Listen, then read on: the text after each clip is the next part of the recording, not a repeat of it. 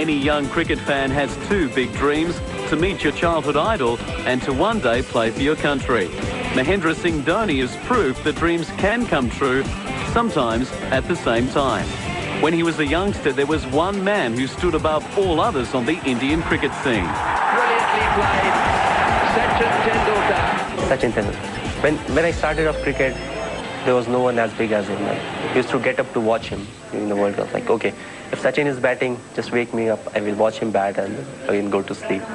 So he was the idol at that point of time, and the way he played and the strokes that he played, he was very innovative, very determined, very consistent.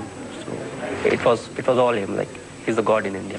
Fast forward to 2004 and a 23-year-old Dhoni got his chance at international level. More than that, he got his chance to meet the great Sachin Tendulkar. When I started off playing cricket, it was a dream, like playing with the Indian cricket team. So when I got selected, I went to Bangladesh. The very first time I saw Sachin Tendulkar in person there was a dinner party arranged by the Bangladesh cricket board, and I was just watching him. It was amazing. I never said a word, I never uttered a word. I was just watching him. And that's how this great player has an impact on players, the upcoming players. In the 2.5 years since, Dhoni has had a chance to really learn from the master. Now 26, the keeper believes his generation is privileged to be able to soak up the knowledge gained from over 17 years in the game. It's fun, basically, the amount of experience he has got, the way he can like tell you about the experience he has got, tell you about the things that you should do and how to play in different situations.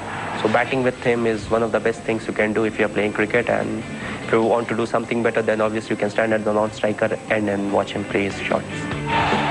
And of course, all things are cyclical, as now Dhoni has grown to himself become idolised by millions in his country. Dhoni made an instant impact when he was elevated to the national team. In just his 5th match, Dhoni belted 148 off just 123 balls against India's great rivals Pakistan. It was a brutal knock which showed the selectors they'd found a real player and the fans a new star. Well, that was the first time I went into bat at number 3, and obviously it was one of the best tracks to bat on. Like Viru and Sachin, they went up to open the innings, and as soon as the very first ball was delivered, I knew it was one of the best tracks to bat on. Particularly the situations, the conditions were not very suitable for the bowlers. It was very hot and humid, and the ball was not coming on nicely to the bat, but still it was good for stroke play. Basically, it's a small ground, Vizag. I really loved it, and I believe that was the launching pad, you can say, that earned me around 10-15 more matches and gave me time to settle down at the international level. It also earned him a great deal of respect from his teammates. Another electrifying player in the Indian lineup, Virender Sehwag, was batting with him that day, and the pair put the bowlers to the sword. I still remember that we were playing against Pakistan, and me and Dhoni was batting together, and we scored almost 150 runs in first 15 overs. And if someone Dhoni like batting with me or with anybody, so you know that the pressure is on the bowling side, not on the batting side. So it's very exciting to playing with MS Dhoni.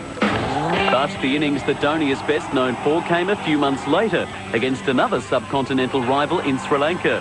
With a target of nearly 300, the by now renowned big hitter unleashed in a way nobody expected, and even those there couldn't quite believe. The result was an unbeaten 183, the 6th best score in one-day international history. Dhoni tells of his mindset that day when it seemed nothing could go wrong. The thing was, like, if I can stay here for a while, if I can stick around the wicket for a while, then I think stroke play would be really easy for me, because it was a really good track to bat on. It was not spinning too much. There was no deviation of the wicket as well. So I thought, okay, whatever time I'm taking, maybe first 15, 20 balls, maybe 30 balls. I'm not really slogging in the first 30 balls. Whatever happens. So I started off with a 6 over extra covers, I believe. So the only thing that came into my mind was I have to stick there. I have to play 100 balls and I will get a century. And that will in turn help the team.